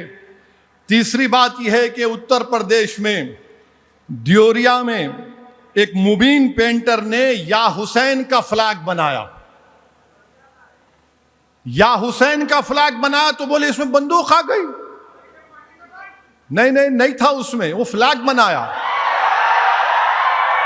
وہ فلیگ بنایا نہیں تھا۔ انہوں لکھ جا کے بیچارے مبین کو 3 لوگوں کے ساتھ جیل میں ڈال دیے۔ جھنڈا بنا ہے تو اتنا ڈر رہے تم؟ ظاہر ہے وقت کا یزید ڈرے گا نہ حسین کے نام سے۔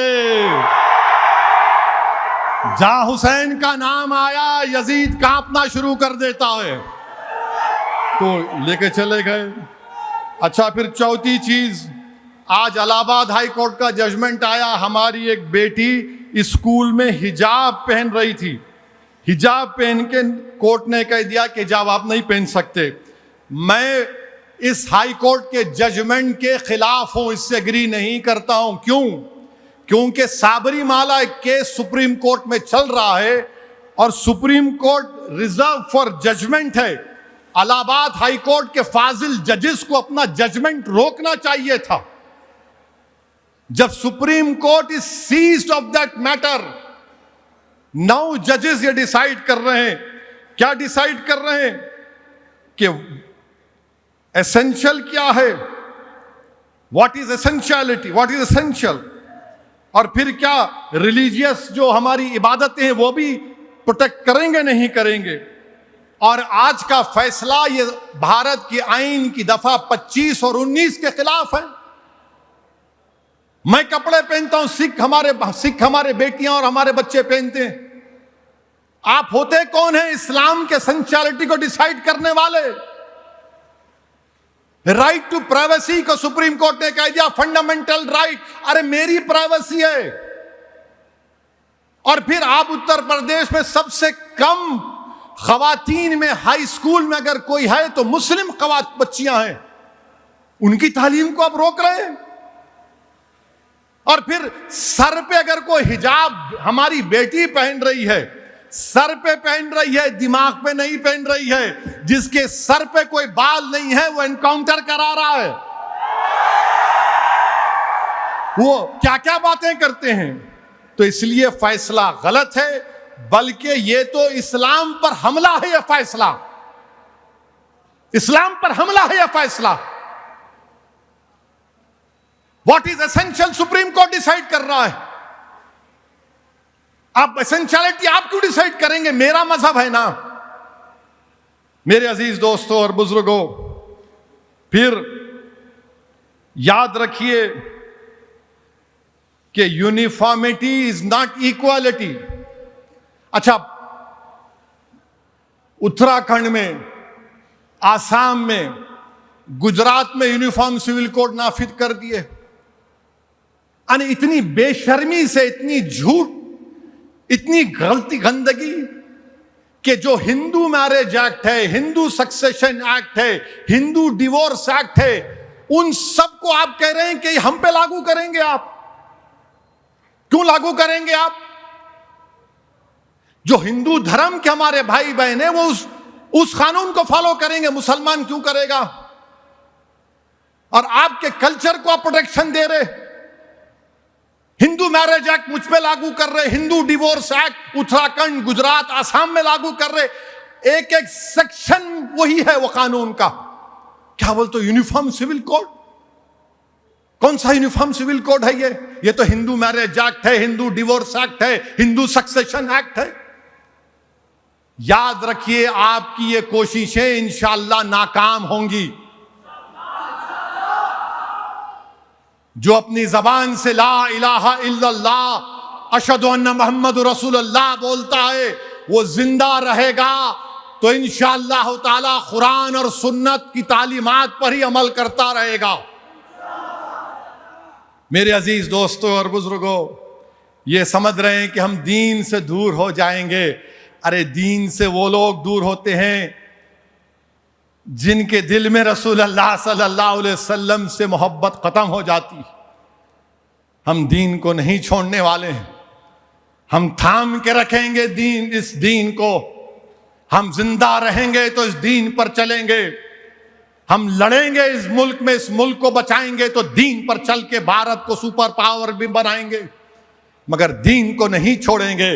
اس لیے کہ اس ملک کی آزادی میں آر ایس ایس کا ایک آدمی نہیں مرا، ایک آدمی نہیں مرا ان کا۔ یا ترے باز خان کی لاش سلطان بازار میں 8 دن تک لٹکتی رہی۔ انہوں کہاں تھے، کہاں لٹک رہے تھے نہیں معلوم۔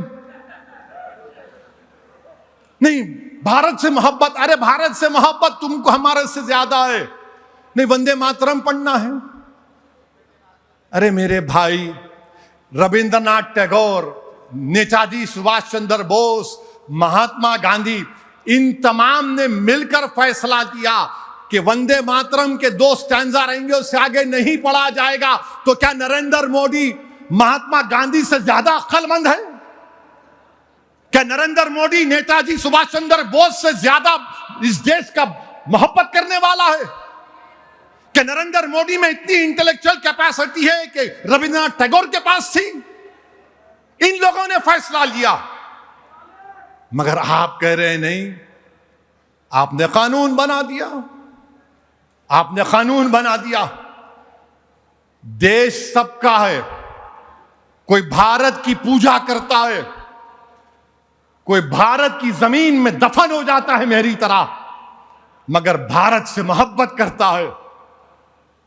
یہ دیش سب کا ہے. مگر آپ کہہ رہے ہیں کہ بھارت کو خدا مانو. میں کیسے مانوں گا بتاؤ؟ میں تو زمین و آسمان کے خالق کو اپنا رب مانتا ہوں. میں تو لا الہ الا اللہ بولنے والا ہوں اور بولتا رہوں گا. تم جیل میں ڈالو، تم گولی مارو، میری زبان پہ آخری لفظ وہی ہوگا، لا الہ الا اللہ واشہد ان محمد رسول اللہ. آپ اس طرح کا قانون بنا کر بی جے پی، نریندر مودی، ربندر ناتھ ٹیگور، مہاتما گاندھی، نیتاجی سبھاش چندر بوس کی توہین کر رہے ہیں. آئین کا پریامبل پڑھو، آئین کا پریامبل، تمہید جس کو بولتے، پڑھو. کس سے شروع ہوتا؟ بھارت ماتا سے نہیں شروع ہوتا. وی دا پیپل آف انڈیا، ہم اس بھارت کے ناگرک ہیں، ہم بھارت کی جنتا ہیں. آج آپ کیا کر رہے ہیں؟ امت شاہ بولتے ہیں میں یو سی سی بنا دیا. ارے نوکری تو دو. بھارت میں 11 کروڑ بچوں کے پاس نوکری نہیں ہے. کتنے؟ 11 کروڑ کے پاس نوکری نہیں ہے. تو مودی بول رہے بیٹا گاجر کی پنگی لے، یو سی سی بجا لے، خالی یو سی سی لے لے. ارے نوکری دو. ارے نہیں، وندے ماترم بنا دیا نا. 11 کروڑ نوجوانوں کے پاس نوکری نہیں ہے. بھارت کے پردھان منتری، ناگپور میں آرام سے بیٹھنے والے آر ایس ایس کے لوگوں، یاد رکھو جنتا روڈ پر نکل کر آ رہی ہے، عوام روڈ پر نکل کر آ رہی ہے، نوجوان روڈ پر نکل کر آ گیا. تو پھر اگر وہ یہی سمجھ رہے ہیں کہ پارلیمنٹ کچھ کام کا نہیں رہے گا، پارلیمنٹ میں آپ کام نہیں کریں گے کیونکہ مودی سرکار پارلیمنٹ کو کام کرنے نہیں دیتی، تو بھارت کی 50% آبادی 25 سال سے کم عمر بچوں پر مشتمل ہے. یہ ہمارے لیے ایک بہت بڑی طاقت بھی ہے. پوری دنیا میں ڈیموگرافک ڈیویڈنڈ بولتے ہیں انگریزی میں، کسی کے پاس نہیں، ہمارے پاس ہے. مگر مودی کیا بول رہے؟ تو گاؤں رکشک بن جا، بقرعید آئی تو گبڑ شروع کر دے، کوئی داڑھی والا ملا تو داڑھی پکڑ لے، حجاب والی بچی ملی اس کا ویڈیو بنا لے. اچھا اب تو بول رہے مچھی بھی نہیں کھانا. اب یہ مچھی بھی نہیں کھانا کہتے، نہیں کھانا. مگر سورت میں، گجرات میں ایک مچھی کی مارکیٹ بنی. یہ قدرت کا نظام دیکھو آپ. وہاں کیا بول دیے؟ اب مچھی کی مارکیٹ 3 کروڑ مودی دیے، 3 کروڑ گجرات سرکار دی، 6 کروڑ بن گئی. مارکیٹ والوں نے بول دیا اس مارکیٹ کا نام ہم نریندر مودی مچھی مارکیٹ. نہیں ہنسنے کے لیے نہیں، صحیح ہے. یہ انہوں گل ڈال کے ہمارے کو پکڑے، انہوں خود پکڑے گئے. کیوں بنائے بھائی آپ؟ پردھان منتری متسیہ ایک سکیم ہے، اس کے تحت مچھی مارکیٹ بنائے. ارے میں مچھی کھاتا ہوں، گوشت کھاتا ہوں، کوئی سور کھاتا، کوئی نہیں کھاتا. آپ کو کیا ہو رہا بھائی؟ نہیں، یہ ہمارا مبارک مہینہ ہے، بہت اچھا ہے، آپ مت کھاؤ، آپ مت کھاؤ، بالکل مت کھاؤ. مگر یہ کون سی بات ہے کہ میں نہیں کھانا؟ اچھا حیرت کی بات کیا ہے معلوم آپ کو؟ سب سے زیادہ بیف ایکسپورٹ پوری دنیا میں انڈیا سے ہو رہا، پوری دنیا کو. ہم مہینے میں بولے ہمارا مہینہ مبارک ہے نہیں کھانا، مگر بیف کا ایکسپورٹ ہو رہا ہے باہر، ڈالر آ رہے ہیں ٹپاٹپ ٹپاٹپ ٹپاٹپ. مانے بیف کا ایکسپورٹ کریں گے، بیف کا ایکسپورٹ کریں گے، مگر آپ گوشت مچھی چکن نہیں کھانا، وہ بھی روک دو نا. اچھا وہ نہیں کرتے تو رمضان کے 30 دن آ رہے، پلیز ہماری بھی راز رکھ لو آپ. جتنے یہ کتے کے پیشاب کی دکانیں ہیں جہاں پر شراب بکتی ہے، اس کو 30 دن بند کر دو آپ. اچھا 30 دن نہیں کرتے، آخری عشرہ میں بند کر دو، پھر جیسا شیطان ریلیز ہوتا تم بھی شروع کر دو. نہیں نہیں نہیں اماں وہ کیسا کرنا، 6 بجتے کی ٹانک ہونا ان کو، نہیں تو دیوانے ہو جاتے ہیں انہوں. جب میں بولتا ہوں تو ہمارے ایک دوست بولے کہ تمہارے کو نشہ نہیں آتا؟ میں بولا آتا میرے کو. بولے کیسا آتا؟ جب محمد صلی اللہ علیہ وسلم کا نام زبان پہ آتا. میرے عزیز دوستوں اور بزرگوں، یہ عجیب ملک کا حال کر کے رکھ رہے ہیں، مگر انشاءاللہ تعالی اللہ نے چاہا تو عنقریب میں یہ ظلم کا خاتمہ ہوگا. میں آپ سے اپیل کر رہا ہوں کہ تلنگانہ میں، حیدرآباد میں بہت سے نوجوان بچے ڈرگز کے عادی بن چکے ہیں. ایک ڈرگ کا نام ہے ایم ڈی. ہمارے اسکول میں اگر ایم ڈی بول تو محمد تھا، اب کیا ہو رہا خدا نہ خواستہ دیکھو آپ، وہ ہے M D M M drug ہو گیا ہے. یہ ڈرگ مل رہا ہے 1 گرام کی، اس کی قیمت 8,000 روپے. سنا L S D cocaine 1 gram ہے 10,000 روپے. ایک ایکٹیسی پل ہے 2,000 روپے. سنتھیٹک ڈرگز ہے پورے. اور پھر ایک گانجا ملتا ہے اوشن گراس او جی بولتے اس کو، تھائی لینڈ سے آ رہا. کیا ہوا؟ آپ کو تجربہ ہے کیا؟ نہیں ہے نا، خدا نہ خواستہ نہیں ہے نا، ہاں نہیں ہے، نہیں جانا قریب اس کے. میں بھی ایک زمانے میں سگریٹ پیتا تھا، بول رہا ہوں آپ کو، بہت پیتا تھا میں. میری شادی ہوئی کہ جب میں پیتا تھا ہمارے بیوی یوں دیکھتے تھے. پھر میں شادی کے بعد عمرہ کرنے گیا. میں اپنی بیوی کے آنکھوں کو سمجھ کے اللہ سے دعا کرا پروردگار میرے کو چھڑا دے. الحمدللہ مدینے کو گیا، چھوڑ دیا. اس کے بعد ایک زمانے میں تھوڑا حقہ شروع کیا. پھر ایک اللہ کے ولی سے ملاقات ہوئی. انہوں نے مجھ سے کہا کہ دیکھو اگر سلوک کے راستے میں ترقی کرنا ہے، اگر سالک بننا ہے، اللہ کا قرب حاصل کرنا ہے، چھوڑنا پڑے گا. چھوڑ دیا میں اپنے نوجوان بیٹے اور بیٹیوں سے کہہ رہا ہوں، بڑی محبت سے کہہ رہا ہوں، خدا کے لیے ڈرگز کے قریب مت جاؤ. یہ ڈرگز تم کو برباد کر دیں گے، تمہاری نسلوں کو برباد کر دیں گے. میں ایسے ایسے قصے کہانیاں جانتا ہوں جو بیان نہیں کر سکتا آج کے جلسے میں.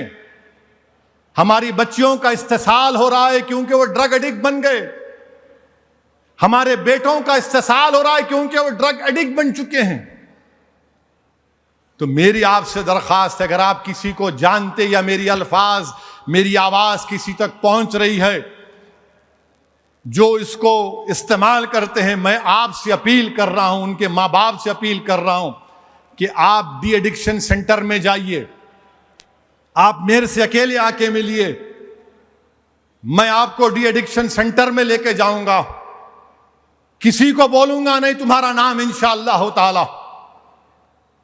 میرے سینے میں بہت سے راز ہیں اور میں انشاءاللہ تعالی ان رازوں کو اپنے ساتھ اس قبر میں لے کر چلا جاؤں گا.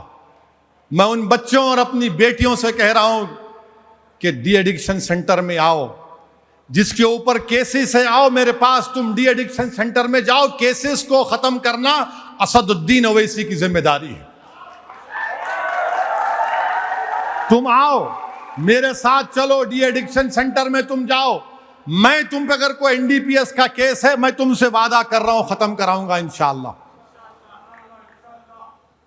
آپ سے بھی گزارش ہے, دوست آ کے آپ کو بولیں گے مار میاں کچھ نہیں ہوتا, مزہ آتا, ہائی ہوتے. پھر ایک وہ ہے, ایک نائٹروون ٹیبلٹ بھی ہے, اور پھر آپ کے کاف سرپ بھی ہے. یعنی اتنی گندگی ہے کہ کاف سرپ میں 2-3 میڈیکل شاپ پہ جا کے بولا دیکھو نہیں بیچنا. میرے سے غلطی کیا ہوئی, میں نے پرسکرپشن لایا تو تم نائٹروون اور کاف سرپ دو. انہوں نے بولا اچھی بات ہے. بعد میں ایک پولیس والے صاحب آ کے میرے کو بولے صاحب یہ بچے کیا کر رہے, AI سے کسی ڈاکٹر کا نام لکھ کے پرسکرپشن بنا کے لے کے پی لے رہے. مانے 5 ml کاف سرپ پینا, انہوں پورا باٹل مار لے رہے. نائٹروون پی کے قتل کر رہے. پیسے نہیں ہیں تو لوگ بول رہے قتل کر لے, جا کے گانجا خرید لے. مانے 10,000 15,000 کے اوپر قتل کر رہے. میری ان تمام سے اپیل ہے کہ تم مستقبل ہو اس ملک کا, یاد رکھو ان چیزوں کو آپ کو چھوڑنا پڑے گا. یہ چیزیں چھوڑو. ہم رسول اللہ صلی اللہ علیہ وسلم کی امت ہیں. توحید کا نشہ بہت زیادہ ہوتا ہے. تم اسلام کے ماننے والے ہو. تم خبیب بن عدی تمہارے ہیرو ہیں, زید بن دسانہ تمہارے ہیرو ہیں. کربلا سے وہ شہیدوں کی روح تم سے پکار کر کے رہی کہ ہم نے طاقت کے سامنے اپنا گھر بار کو لٹا دیا, اور تم 10,000 کے سامنے اپنی زندگی کو برباد کر رہے ہو. چھوڑنا پڑے گا انشاءاللہ آپ کو. یاد رکھو اسلام میں مولانا بیٹھے ہیں, شراب کے بارے میں کتنا بڑا حکم آیا. سورہ مائدہ میں اللہ بول رہا ہے کہ شراب بچو, شراب سے بچو, شراب سے, کیونکہ شراب تم کو اللہ کے ذکر اور نماز سے دور کرتی. شراب تم کو قتل پر اکساتی ہے. یعنی ڈرگ شراب بھی ہے, یہ ڈرگ شراب میں آتا ہے. اور رسول اللہ صلی اللہ علیہ وسلم نے فرمایا کہ ام الخبائث, پوری برائیوں کی جڑ شراب ہے, یعنی ڈرگز بھی ہے, الکحل, بیئر ہے, وسکی ہے. اس کو چھوڑو آپ میرے بھائی. اور میں آپ کو بتا رہا ہوں کہ میں نے اپنے بڑوں سے سنا, ایک صاحب تھے, ان کا نام غلام حسین صاحب تھا. وہ یہاں سے جاؤ آپ آغا پورے میں محمد حسن صاحب قبلہ ابو الولائی کی درگاہ ہے. اس درگاہ شریف کی خانقاہ میں شاہ قاسم صاحب قبلہ ابو الولائی بیٹھتے تھے. وقت کے بہت بڑے ولی تھے. یہ غلام حسین صاحب ان کے پاس جا کر حضرت شاہ قاسم ابو الولائی کو دیکھ کر پکار کر بولتے تھے قاسم میاں ذرا شراب پلاؤ. یہ اللہ کے ولی ان پر نظر کرتے تو چیخ مار کے بولتے کیا پلایا, کیا پلایا. یہ وہی غلام حسین صاحب تھے جو حمیدی کی مٹھائی کی دکان پر ہمیشہ بیٹھتے تھے. مجذوب تھے, اللہ کی محبت میں ہمیشہ گم رہتے تھے, اللہ کی محبت میں, اللہ کے ذکر میں. یہ نشہ پیدا کرو تو دنیا تمہارے قدموں میں آ جائے گی. یہ زنجیریں دنیا کی ٹوٹیں گی نہیں, پگھل جائیں گی. پورے راز کے پردے اڑ جائیں گے میرے عزیز دوستوں اور بزرگوں. نوجوانوں, شراب کو چھوڑو. اور پھر قتل. آج کل تو کیا ہو گیا, حیدرآباد کو قتل کر رہے ہیں. کالا پتھر میں 16 سال کے بچے کو قتل کر دیے. 16 سال کا بچہ کچھ نہیں کیا, مار دیے گردن پہ. صبح فجر میں اس کی نماز جنازہ میں گیا تھا. نماز جنازہ پڑھ کر مجھے دلی جانا تھا. اس کی بچے کی ماں نے مجھے بلا کر کہا کہ اسد بھائی میرا بیٹا کہاں ہے. میرا بیٹا لے کے آ کے دو. رو کر کہہ رہی ہے 16 سال کا میرا بیٹا تھا, میرے بیٹے کو لاؤ. اسد بھائی قتل کر دیے. یاد رکھو تم جو قتل کر رہے نا، شرک کے بعد سب سے بڑا گناہ اللہ کی نظر میں قتل ہے، قتل ہے۔ اور حدیث شریف میں آیا کہ تم جس کو آج قتل کر رہے ہو نا، وہ اسی خون آلودہ حالت میں اللہ کی عرش کے سامنے آ کر کہے گا پروردگار مجھ سے انصاف کر دے جن لوگوں نے مجھے مارا تھا۔ ڈرو اس دن سے، وہ دن آئے گا۔ تم آج طاقت کے بلبوتے پر کسی کو مار رہے ہو، دولت کے بلبوتے پر کسی کی جان لے رہے ہو، ارے وہ دن آئے گا میرے پیارے، جب سب مریں گے، زمین میں جائیں گے، دوبارہ اٹھائے جائیں گے اور حساب ہوگا۔ اور میں حکومت سے ایک نمائندگی کر دیا ہوں اور پھر سے کرنے جا رہا ہوں کہ ایک اینٹی مرڈر اسکواڈ بنانا چاہیے حیدرآباد، سائبر آباد اور ملکاج گری پولیس کمشنریٹ میں۔ ایک اے سی پی، 2 انسپیکٹر، 1 SI اور 15 کانسٹیبل ہونا اس میں، اور ان لوگوں کو ذمہ داری دینا انویسٹیگیشن سے لے کے چارج شیٹ تک، اور ایک بہترین پبلک پروسیکیوٹر کو تقرر کر کے تاکہ جو قتل کرتا ہے اس کو سزا ملنا اور اس کا ٹرائل کم سے کم 1 سال میں ختم ہونا۔ میں جا کر نمائندگی کروں گا، یہ قتل ختم ہونا چاہیے۔ یہ ہماری سرزمین ہے، بچوں کو مار رہے ہیں۔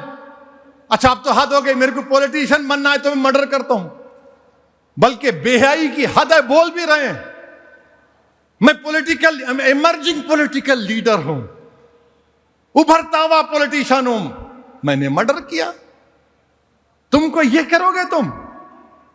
تمہارے پاس دولت ہے، طاقت ہے، تم جان لو گے کسی کی؟ یہ ختم ہونا چاہیے۔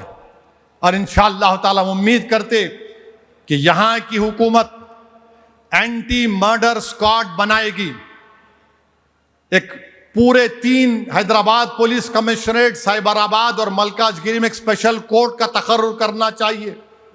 چیف منسٹر کو جا کر CGI کو مل کر کہنا چاہیے، کیونکہ اگر آپ حیدرآباد کو پروموٹ کر رہے ہیں ساری دنیا میں انویسٹمنٹ کے لیے، یہ بھی بہت ضرورت ہے کہ دنیا کے سامنے بات آئے کہ اب کوئی قتل نہیں ہوگا یہاں پر انشاءاللہ۔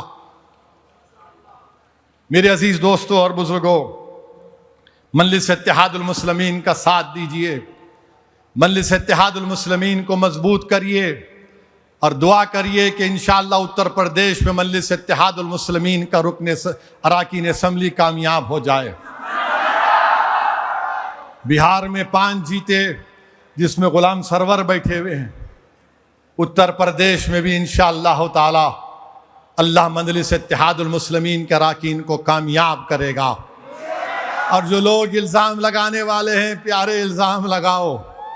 لوگ کیا کیا بولتے میرے بارے میں۔ کسی نے آ کر مجھ سے کہا اویسی تو جمہوریت کا بہت بڑا مجرم ہے۔ میں نے کہا بیٹھو۔ بولے کیا بولنا ہے؟ میں نے سنو، ایک شعر ہے، مجرم ہوں جہاں بھر کا، محشر میں بھرم رکھنا، رسوائے زمانہ ہوں دامن میں چھپا لینا۔ ہم مجرم ضرور ہے، مگر ہم کو یقین ہے کہ اللہ اور اس کے رسول کے صدقے میں اللہ ہم کو کامیاب اور کامران کرے گا۔ جب ہر سمودائے کی ایک لیڈرشپ ہو سکتی ہے تو بھارت میں مسلمانوں کی کیوں نہیں؟ بھارت مضبوط ہوگا، بھارت کی جمہوریت مضبوط ہوگی، سمویدھان مضبوط ہوگا۔ یہ کیا بات ہے کہ 18 کروڑ جس سمودائے کی آبادی، اس کے 24 MP بھارت میں ہوں گے، پارلیمنٹ میں 24 ہیں خالی، کوئی پوچھنے والا نہیں ہے، بول نہیں سکتے وندے ماترم پر۔ وندے ماترم پر بحث ہوئی تو یہی مجرم بول رہا تھا۔ کیوں بول رہا تھا؟ کیونکہ اللہ نے ہم کو موقع دیا ہے، عزت دیا ہے، مقام دیا ہے۔ تو تم اخبارات کو کالا کر لو، تمہارے ویڈیوز بھر دو میرے خلاف، کچھ بھی نہیں ہوگا انشاءاللہ تعالی، کچھ نہیں ہوگا انشاءاللہ تعالی۔ تمام باطل طاقتیں ایک طرف، اور اللہ ہمیشہ حق کو، غالب کے حق کو کامیاب کیا۔ انشاءاللہ تعالی مجلس اتحاد المسلمین حق کی سربلندی کے لیے کام کر رہی ہے، اور اللہ حق کو کامیاب اور کامران کرے گا۔ آپ تمام کا بہت شکریہ کہ آج آپ یہاں پر آئے، ہاں کریں گے، نعرہ ماریں گے، مگر جانے سے پہلے ذرا گھر کو جا کے عشاء نہیں پڑھے تو عشاء پڑھ لو. عشاء پڑھے کتنے نہیں پڑھے؟ ہاں عشاء پڑھ لینا، فجر کو گول نہیں ہو جانا.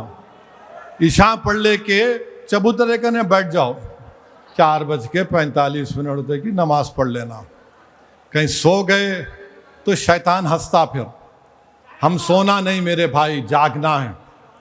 جاگنے کا وقت ہے اب، یہ اٹھنے کا وقت ہے، یہ بیداری کا وقت ہے. نوجوانوں، یہ بیداری کا وقت ہے، اپنے حقوق کو منوانے کا وقت ہے. اللہ آپ تمام کو سلامت رکھے. کل نعتیہ مشاعرہ ہے، آپ شرکت کریے اور میرے ساتھ نعرہ لگائیے، نعرے تکبیر.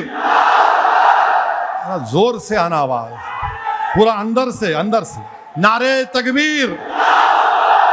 نہیں گئی، نعرے تکبیر. الحمدللہ. السلام علیکم.